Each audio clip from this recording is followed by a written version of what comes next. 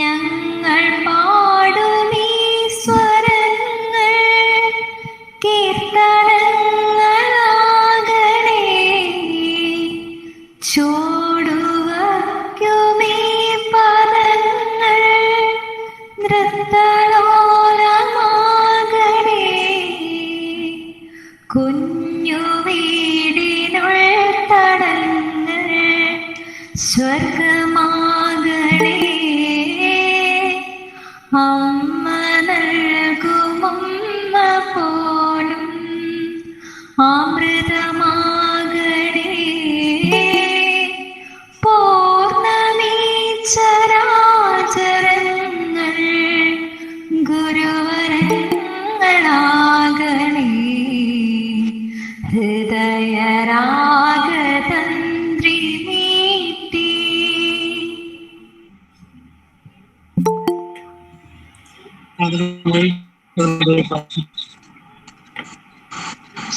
Now, IQAC coordinator of Marthaplus Training College, Dr. Deepthi Elizabeth Matthew, welcomes the gathering. Thank you.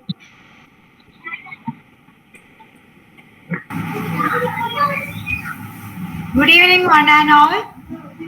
Welcome to the 40-hour Tecompetency course. This is the era of CPD, Continuous Professional Development. I am glad that you people are very much interested in professional development. Today, we have an eminent personality to enlighten us with his expertise, Mr. Rakesh Sharma, Assistant Professor, Tecompetency Training College.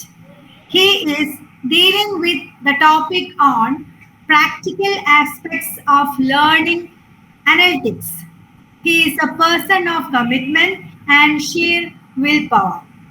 Welcome, Rakesh sir. Next, I would like to welcome our principal in charge, Dr. Joju John. He is the master brain of this outstanding program. Welcome you, sir.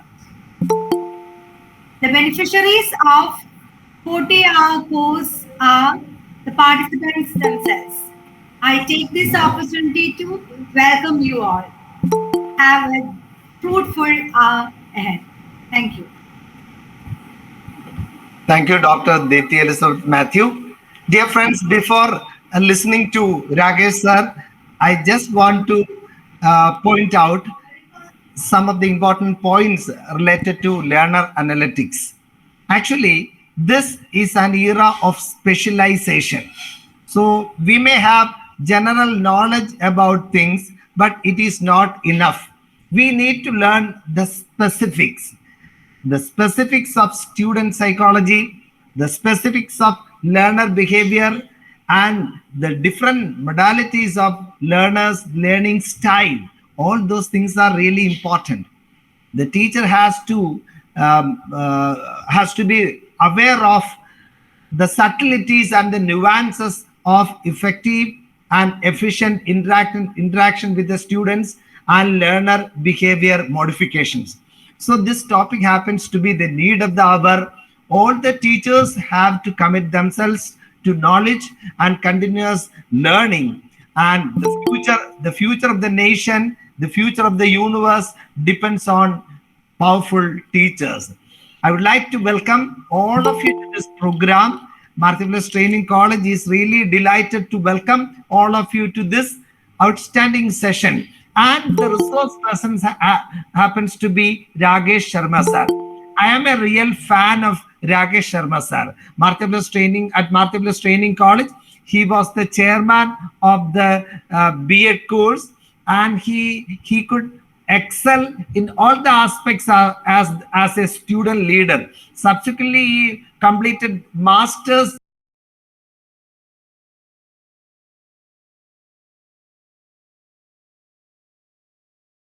completion of his M.Ed.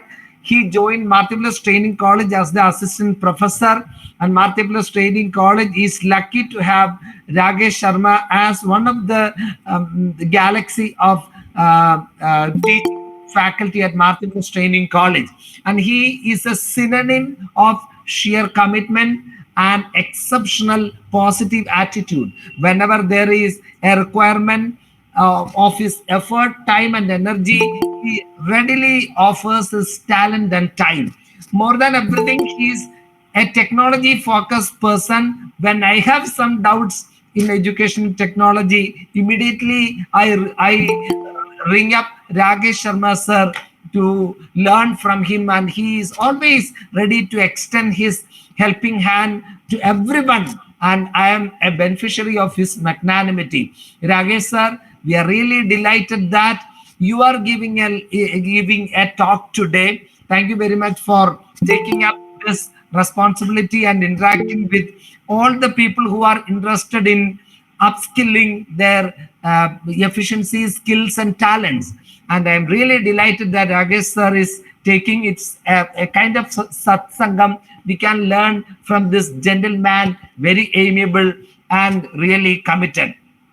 I'm really happy that many have joined today to learn from Rakesh Sharma sir and to learn more about learner analytics. It would be great if you share the poster and link with your colleagues and your friends and students in a couple of minutes so that many people can come and join and benefit from this program. This happens to be a 40-hour, 40 resource person talk, and those who are joining now in this course will be given the YouTube video of all the previous sessions, and people can listen to the previous sessions, learn from that, and continue with the online participation of the course, and they will also get the certificate of the 40-hour talk. I'm really delighted that Amuda ma'am is here on this platform today. Amuda ma'am, thank you very much for your presence.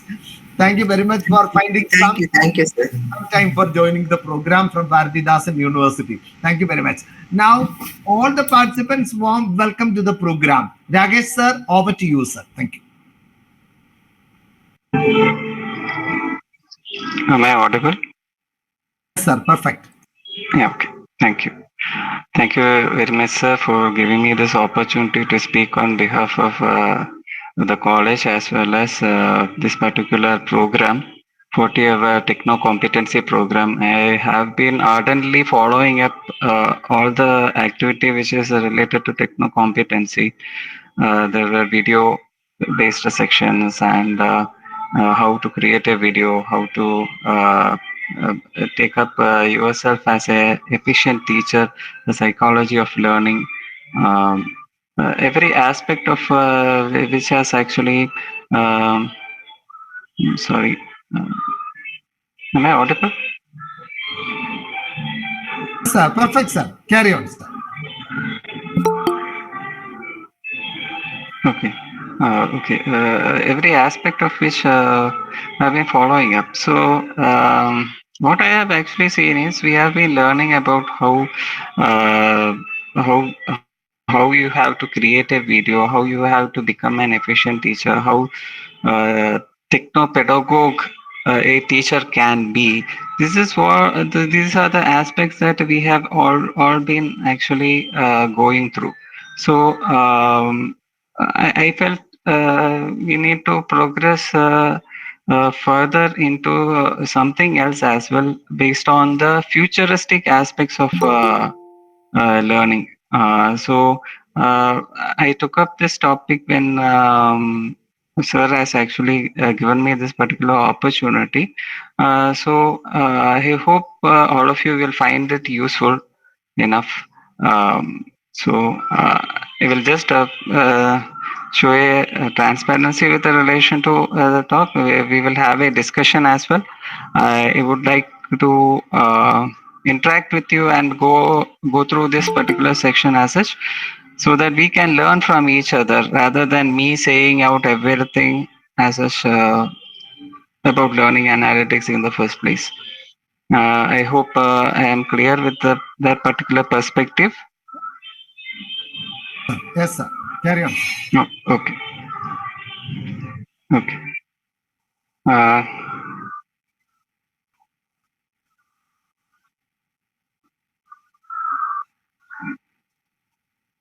is my presentation visible? No, sir. Okay. It's coming up. It's coming up. Your video is missing, sir. If possible, you can switch on video. Yeah, there seems to be some kind of an error there. That's why it's not adjusting.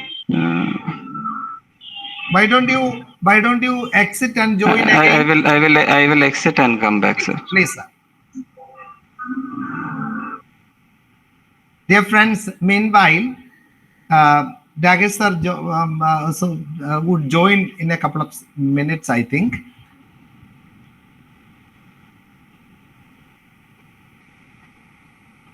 Yeah, Rakesh sir. Everything is perfect now. Video is okay. Slides are visible. Carry on.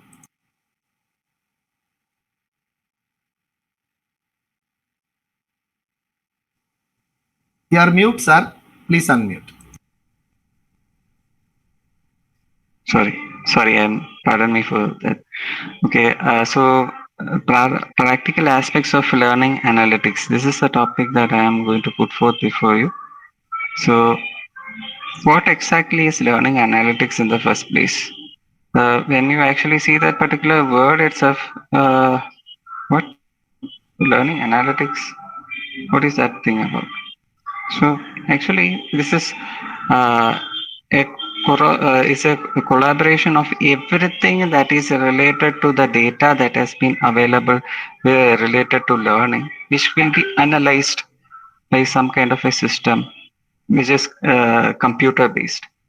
Since we are in this particular technological era, I felt learning analytics need to be actually taken into consideration, where personalized learning is being given so much of importance, and so much of stress is being given in NAP 2020 as well, with relation to personalized learning. So, learning analytics actually involves the measurement, collection, analysis, reporting of the data about the learners and the context for the purpose of understanding and optimizing learning. That means that wherever learning has actually happened, there that learning will be measured in one perspective or the other. Might be on the psychological basis of or the evaluationary measures that you have on a summative analysis or a formative analysis. Wherever assessment has actually happened, learning wherever it has happened, it will be in the form of numerical data. And this particular numerical data has to be deciphered. It is a humongous task actually to actually decipher the data that is there, and especially that of a learner in the first place. Currently, in the current era, as you can actually see, learning is actually happening in a hybrid kind of mode, in the online mode as well as an offline mode. When that is so, how will you actually assess the learner's capability to understand and the skill development of a particular learner? This is where learning analytics actually comes. Learning analytics actually combines the learner's holistic activity in a digital platform, whereby which is his or her uh, the inputs in a particular digital environment or non-digital environment, simulated environment as such, will be taken into consideration, and all the measurements will be taken into consideration and it will be analyzed. So, in simple terms, if you actually put it, it is the learning data. And whatever learning data, you just analyze it, learning analytics. Okay,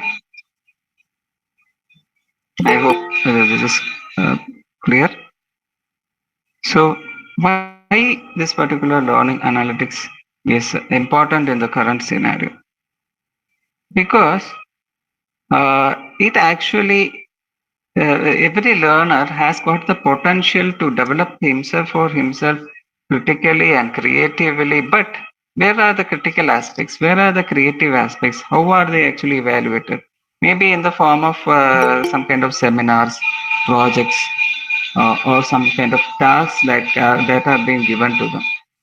But all the tasks are they evaluated in the proper manner with the right criteria?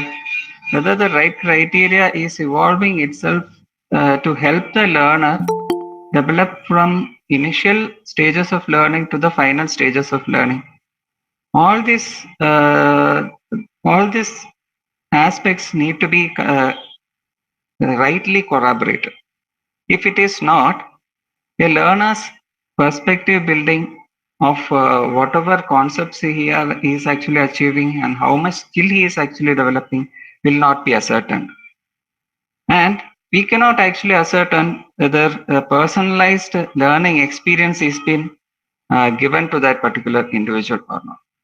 So learning analytics actually is very much important, and it actually enhances the educative effectiveness when you actually use a mediation of a learning management system, LMS in short, right?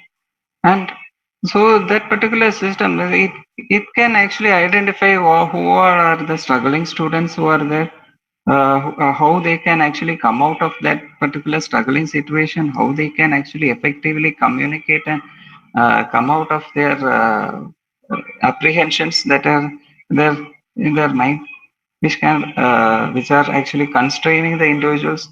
So all these things can actually be addressed, and you can make informed decisions with regard to whatever data that you are actually having.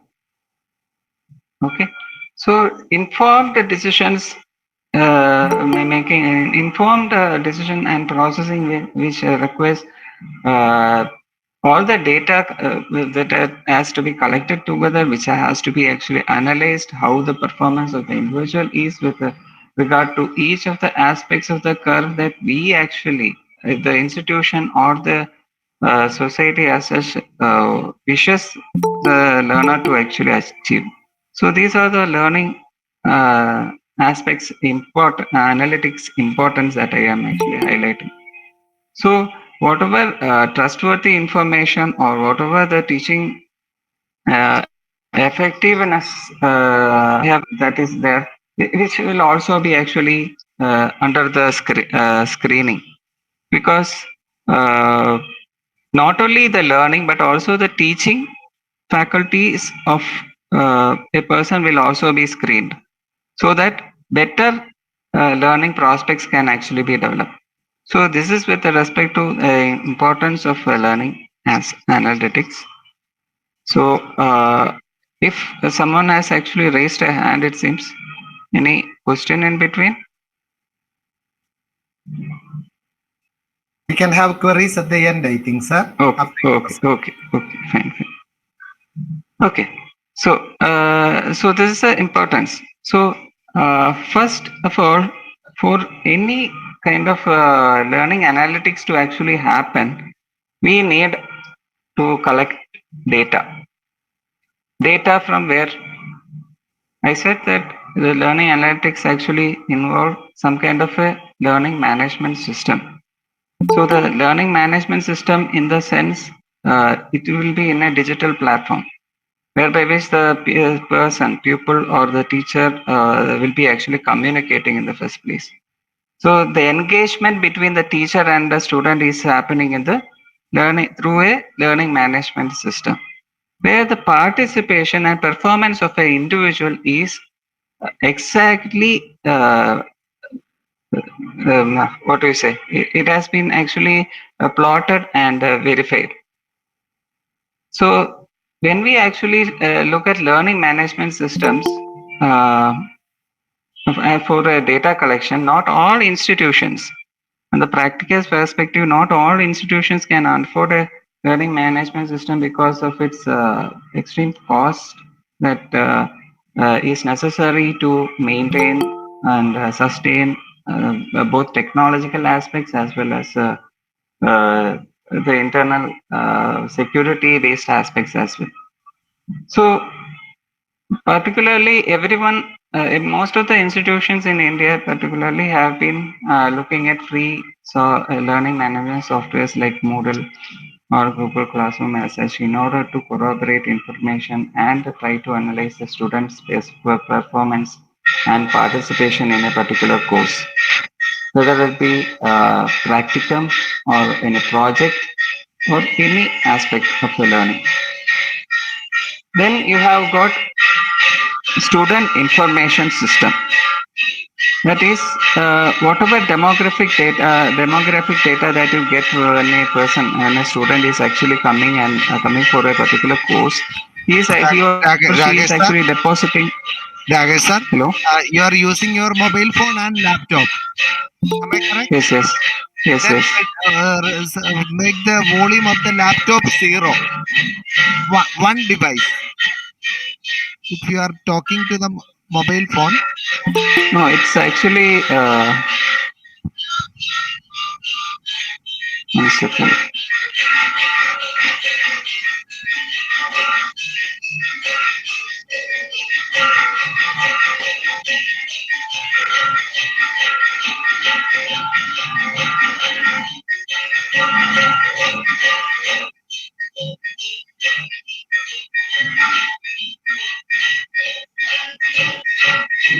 Now there is some background noise as such. I'm sorry for that.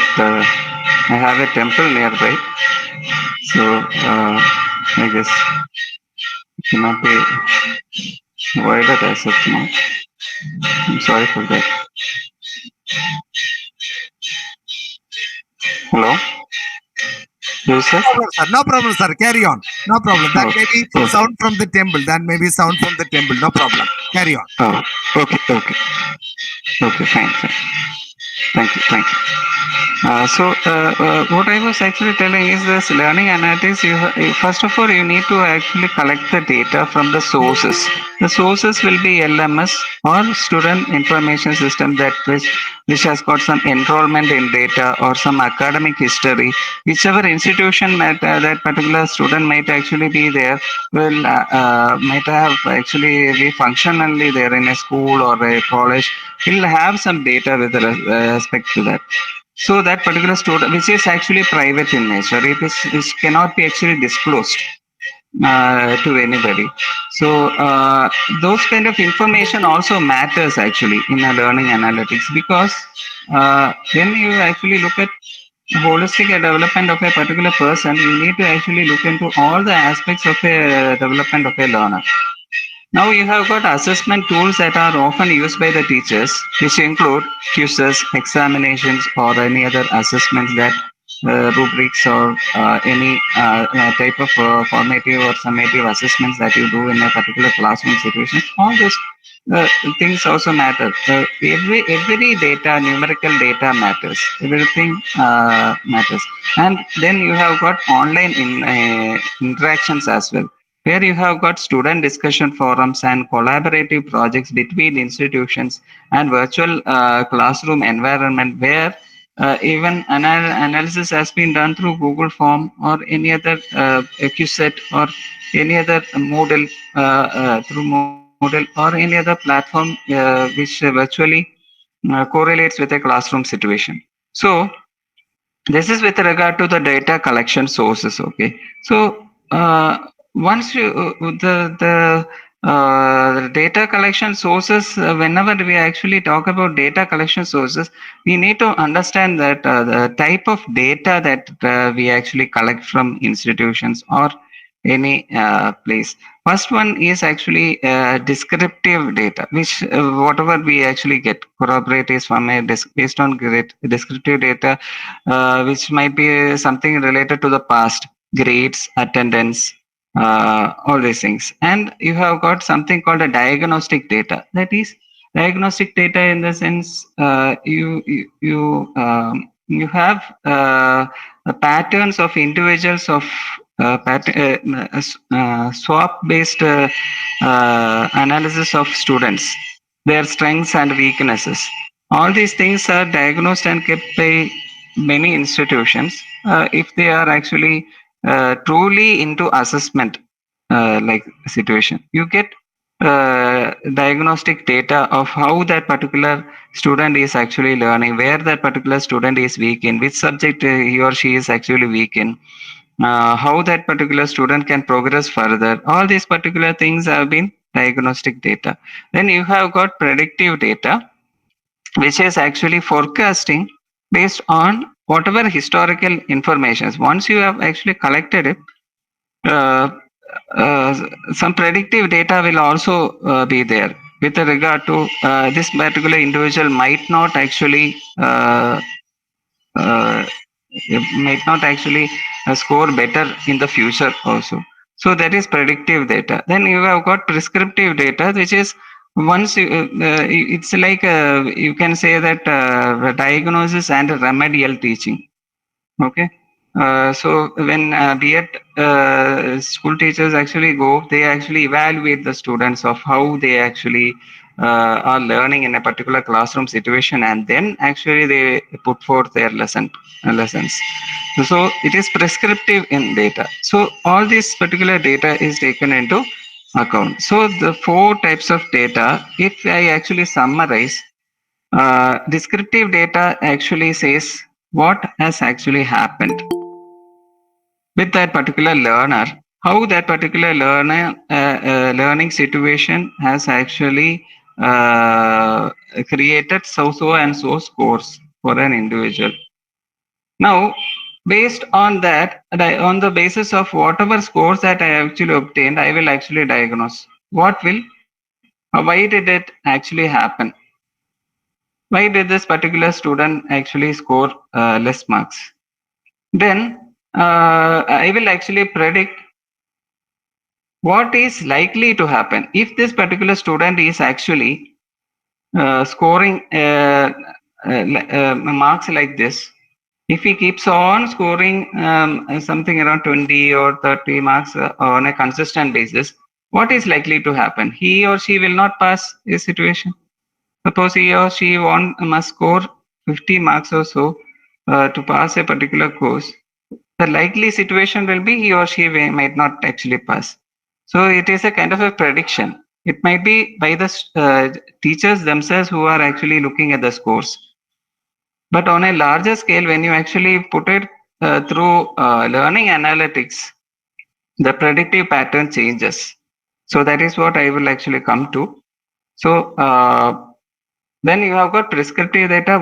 How will it actually happen? Which is prescriptive in nature.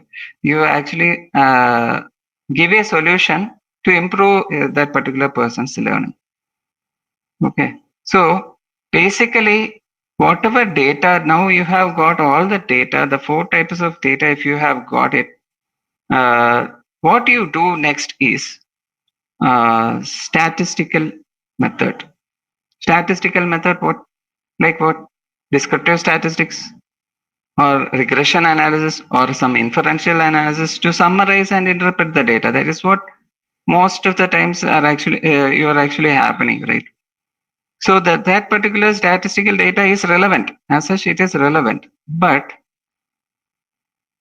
here in a learning analytics, you have machine learning algorithms which are actually predicting what will actually likely happen to that particular student in the future.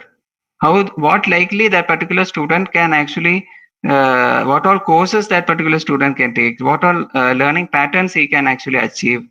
So it is based on a clustering of an information based on the analysis, that is algorithms, machine based algorithms that are predicted. Then you have got text mining and natural language processing, where your written text and discussions and feedback, everything, anything which you have actually have is taken into account. It will be scanned and taken up. The learning pattern, the learning styles will be taken up, and it will be actually analyzed. So these are the three methods whereby which you actually do learning analytics as such. So it involves data mining, that particular mining, whatever data you corroborate, the four types of data you actually get it.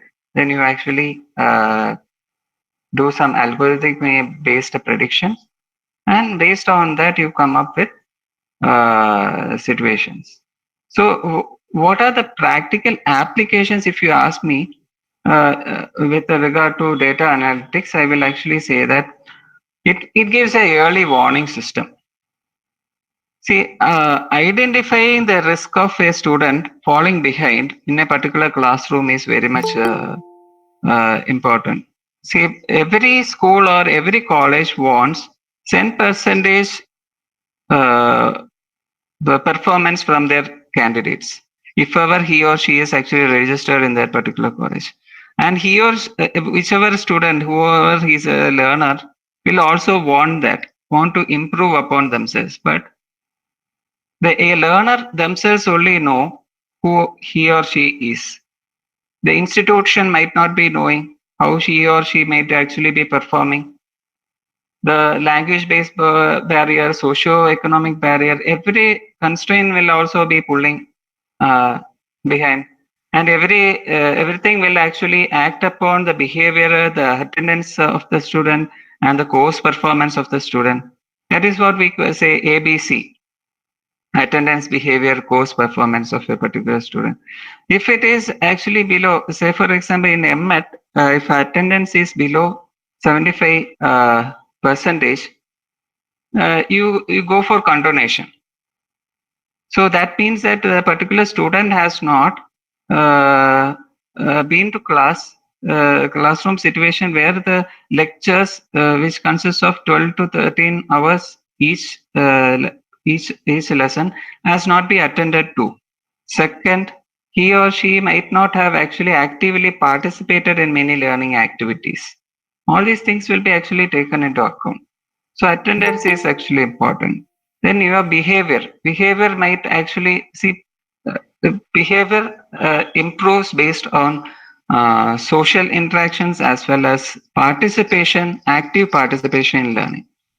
If it is in suspended mode, any institution or any learner will be in a digressive situation.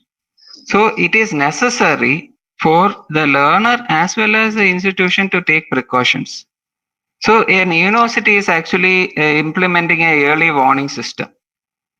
Currently, we are not having any warning systems or anything like that with regard to student attendance and participation. We just send it at the end of the semester and go ahead with it. But if monthly attendance and everything is being taken up by learning management systems and it has been corroborated with the university assets, the behavioral of aspects of the learner will be actually taken into account. The threshold of performance, the student's threshold of performance actually will increase. See, we all have our own priorities in our life with regard to what we need to actually do, and we might actually uh, prioritize some other activity that is personal over learning. If that is so, it affects our learning aspects. So, in order to understand that somewhere we are lagging behind as a self, as well as for the university or the college to actually take into account what are the intervention strategies that are necessary, we need this particular learning analytics. Okay. So I hope I'm clear in that particular aspect.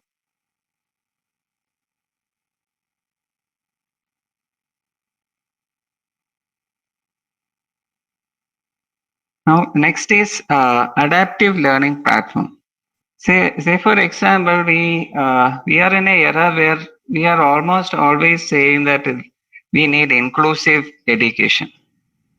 We need inclusive education. We need tailored education. We need personalized education. So when we are actually saying so, are we actually looking at whether that particular person will adapt whatever we are actually designing for a particular student will actually be effective for that particular student? So that particular aspect will be taken into account only when you customize the learning paths of the student based on their individual performance, so that real-time feedback can be given for continuous improvement of the student. Say for example, a high school is actually taking up this particular platform in its mathematics curriculum, and that particular platform is regularly accessing the students' strengths and weaknesses, giving them tailored exercises and real-time feedback Real-time feedback. Once examination is done, instantaneously you get the feedback. So when that is so, the system adapts with difficult levels and ensures that individualized learning experience is actually happening. So this is a practical aspect number two. And the third aspect that I would actually like to highlight is the performance analytics of the thing. See, learning actually happens not on that particular spot or something like that. It all progresses over a period of time. Say, for example, January, you say you got one performance doesn't mean that February you have got a same kind of performance. The performance differs on each month, each day, each interval that you actually take up. So performance analytics is actually there. So the assessing of the overall academic performance and correct track record of the particular individual need to be actually taken into account. Say for example, a college actually undergoes uses a performance analytics to evaluate the effectiveness of the particular B.Ed and M.Ed program. So based on the scores that the student has got for the B.Ed and M.Ed program, the institution can identify the areas in the curriculum which require improvement. Okay, and strategize to institute and based on that you can actually strategize how you can actually a better academic performance of an individual who are in that particular course. And the next aspect that I did actually like to highlight is predictive analysis. One main aspect of this particular learning analytics is prediction. Prediction in the sense, see, once you know that the learner is performing in a particular series of pattern, you know overall this particular individual will be performing like this. So the potential dropout ratio of that particular student to continue that course or not continue that course will also be actually taken into account. So from one, if a institution uh, needs to actually look at a student's evaluatory history, if a institution can actually forecast that particular student's performance and outcomes, the better they can actually help in engagement with that particular student in the first place. Most often, there has been, once a student has been admitted to a particular college or a particular institution for a particular course, there often seems to be some kind of a friction between the student and the institution. It can actually be avoided if you have predictive analytics in the as a practical aspect of learning analytics. So the historical data of how the particular individual is attending the school, attending the class, how he is actually engaging with it, how many seminars or how many outreach programs he or she has actually acted upon. All these things can actually give you a predictive outcome of how that particular individual will be in the future and how that particular person will reign now. Next, I would actually like to tell you about resource allocation. See, we always say that learning aspects need to be ascertained when you have the resource allocation in the right place. Most of the time, resources may be available, but it might not be optimally used by any individual. How will you actually ascertain that optimal usage of the educational resources are actually happening? Say, for example, if we have a computer lab, we have got a register onto which every student is going in and going out. How many students are actually using you get an analytics of how many students are actually going in and going out of a particular lab in the first place. If you regularize it enough, the right manner. However, if you put it in the learning management based thing, sometimes people might not actually put it in a register, but if you actually put the learning management system in a particular computer SF, the system will actually ask for the student's ID and password in order to log in. So the person's correct screening will actually happen. So the how much resource is necessary for that particular student will actually be taken into account. The resource utilization will be optimized. See, when we actually we are always have the resources mobilized, which are not reaching the students in the right medium and the right track. It might actually be underutilized or sometimes overutilized by a system for some other purposes.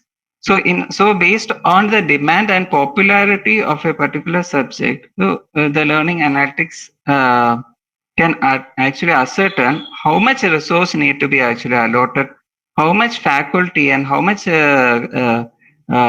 classroom resources need to be actually utilized for the demand that is there. Okay. Then the final thing that I actually like to actually highlight is continuous professional development. See, university might have a faculty development program which utilizes, if it actually utilizes this particular learning analytics, you can actually ascertain that a educator is mobilizing himself or herself according to the needs of not only his or her professional development, but also committing himself or herself to the institution's needs. But often it happens that uh, the training modules actually overlap with the learning segments in colleges and schools. So most of the time, the teachers might actually go for the training programs, and the students will lag behind. So the students will not actually get the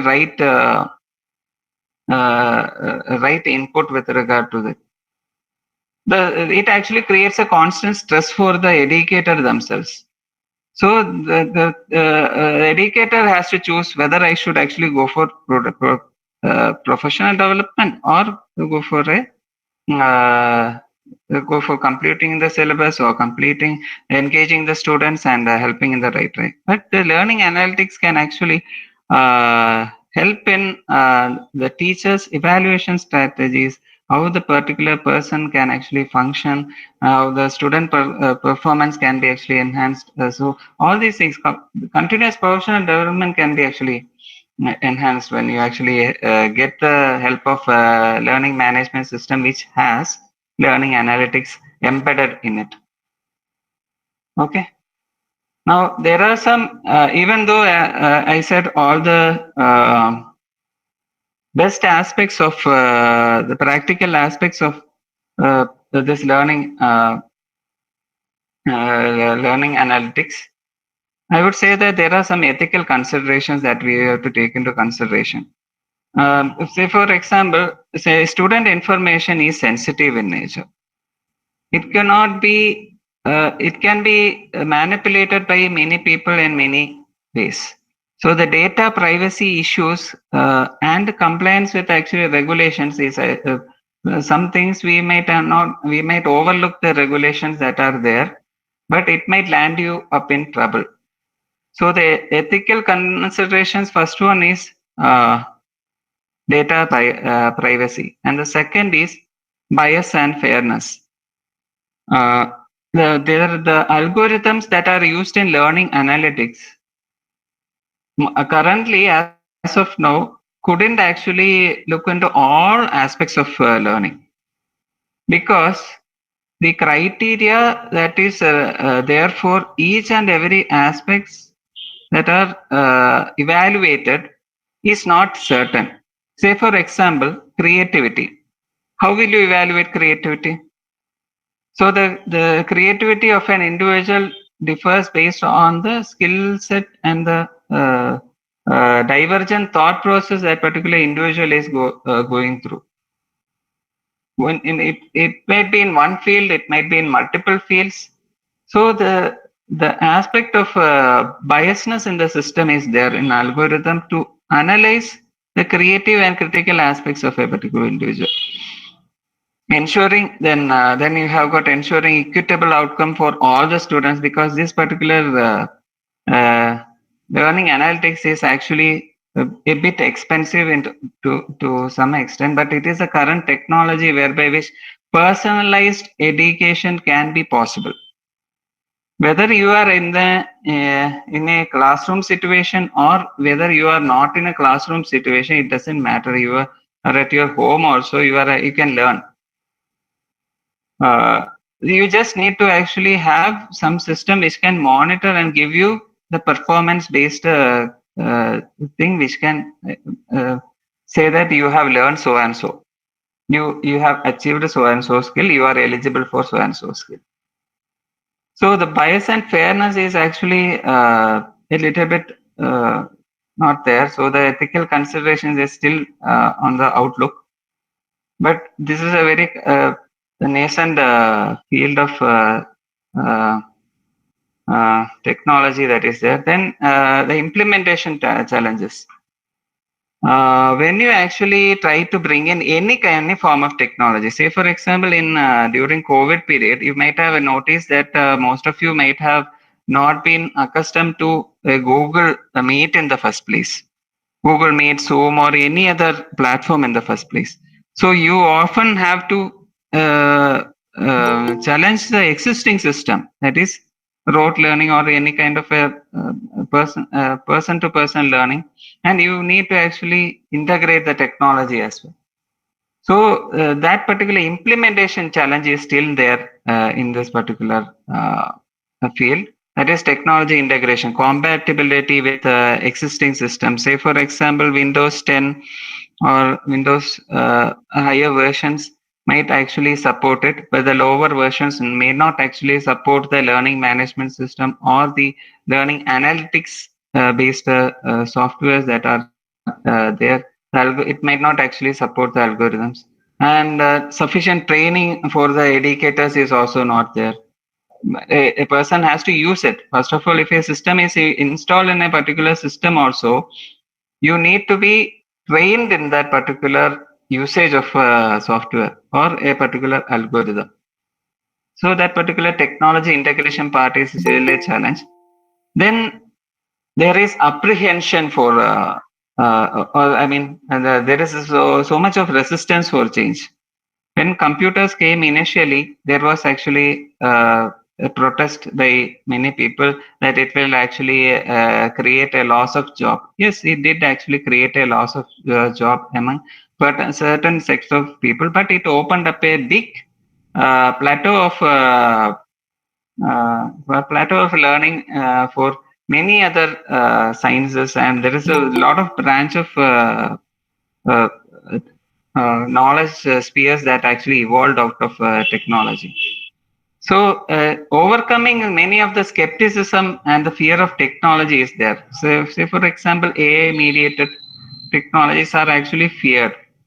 So, emphasizing this benefit to the students and educators is also a Herculean task, because teachers feel that, see, why I have to learn uh, this particular software or any other thing as such, as if I know what is learning, how the learning curve is actually done by the student. I know this particular I mean uh, I can do some formative and summative analysis. I can give the marks and that's it. You can have this particular CCE. We will actually follow that. Why should you need to have such a learning analytics? Why do you need to have continuous screening of a individual? So all these aspects to impress upon the educator is a quite a Herculean task. So that is a implementation task that is there. So the best practice that I am actually trying to highlight is you need to actually do some kind of a collaboration. Educators, administrators, and IT professionals should work together in collaboration in order to actually implement it in a particular college or a particular system as such. And this continuous regular evaluation will actually, continuous evaluation on a regular basis will ensure that the learning analytics initiatives is in the right track. And the transparency and communication is also necessary for because all the stakeholders, maybe the parents or the students themselves or the institution as such, will have access and need to actually monitor how the curriculum or the syllabus is being put forth to the students as such. And then the future trends that I am just like trying to highlight with respect to learning analytics is its integration with artificial intelligence. Earlier, it was just if you actually enter some data in some Excel or some data in learning management software, that particular data will be accounted with all the graphs, plotter scales, and everything. But artificial intelligence integration has actually evolved more predictive modeling. How evolution of learning can actually happen, and intelligent tutoring systems is actually happening. Say, for example, there is a something called quantum computing, which is very much a live field out there in physics. If it evolves out, this particular quantum computing can advance this particular AI mediator, artificial intelligence mediator thing, and the learning and analytics will go beyond many of the prospects that I am highlighting as of now itself. Because the learner as such, the learner as such will not need a teacher to teach the teacher. I mean, a teacher to teach a particular lesson in the first place. The artificial intelligence themselves will actually form creative characters themselves who are similar to you as a model, similar to your facial characteristics, and it will actually evolve itself into intelligent system processes. So I want to ask you, where do you want to stand? Whether you want to stand as a person who designs the artificial tutoring system, or you want to stand on the other end where you actually watch all the systems where your existence as a tutor will become redundant. Then you have got integration with education technology. All the tools have been integrated seamlessly with learning analytics, and there is growing focus for lifelong learning also. But see, almost everything that you actually see as of now will become traditional. Earlier, we actually said the rote learning was actually a traditional form of educational setting and everything, but it is not so. Current form will actually transform into something else. So that particular section that is what we are actually awaiting. Now, I would actually like to invite any questions and answers with regard to this particular section. If you have got any questions, you are welcome to ask away, and I'm obliged to answer you. Thank you, Rakesh sir, for that brilliant session. It was. Am I audible, Rakesh sir? Yes, sir. It was, in fact, it was a futuristic talk that you have given us today. I read about Tesla, automobile company of USA, and they have driverless cars. And if there is a small damage in the road, or if there's some gutter or something in the road, immediately the first car would take a photo of it, and it would be sent to the main office, and the second car that is following the first car would not jump into that trouble, or it would nicely evade that damage in the road. So such is the speed of technology, data transfer, and data analytics and data usage. But Yes, sir. Machine learning. yeah, in the now in education also, as you have pointed out, if we incorporate data analytics more effectively, it would be empowering the students to learn smarter, and it would enable them to complete the courses in time. Thank you very much for the brilliant talk that you have given us. It was a very futuristic talk, and in future, teachers have, as you have pointed out, teachers have to make use of artificial intelligence and such technologies for the benefit of the student fraternity. That's my comment. Now, is there anyone else would like to add something?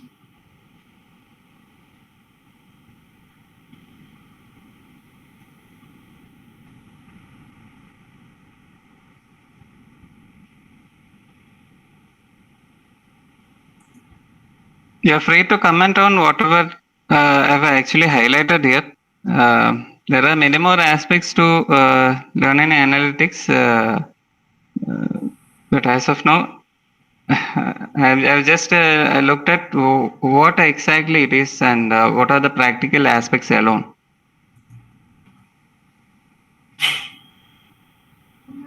Now, if you do not have any further questions as such, I have something of my own. I will actually share with you a form, a Google form with the perspective of trying to evaluate what we have learned today.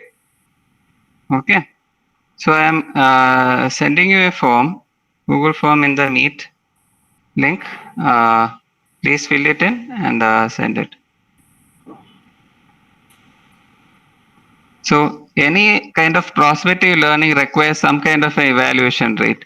So I prefer all of you to, it's a small section, don't worry, it's a small evaluation for this particular section as such. Hopefully everyone who have participated here can, Lal Kumar has actually raised a hand.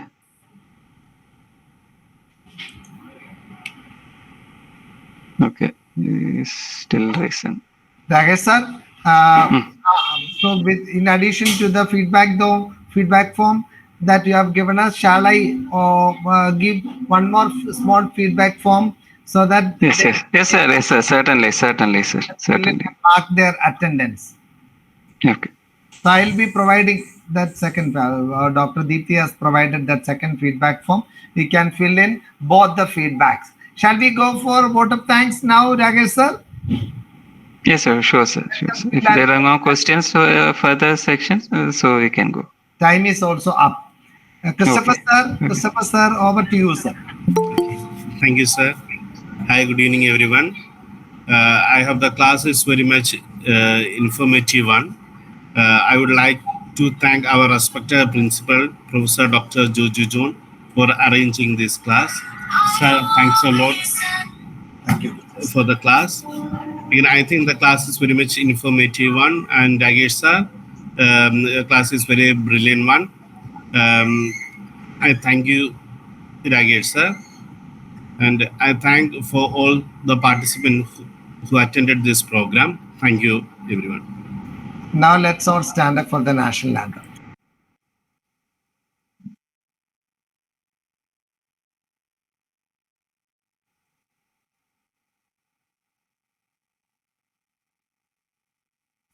जनगण मन अधिनायक जय हे भारत भाग्य विधाता पंजाब सिंध गुजरात मराठा द्राविड उत्कल बंगा विंध्य हिमाचल यमुना गंगा उच्चल जलधि तरंगा तव शुभ नामे जागे तव शुभ आशीष मांगे गाहे तव जय गाथा जन गण मंगलदायक जय हे भारत भाग्य विधाता जय हे जय हे जय हे जय जय जय जय हे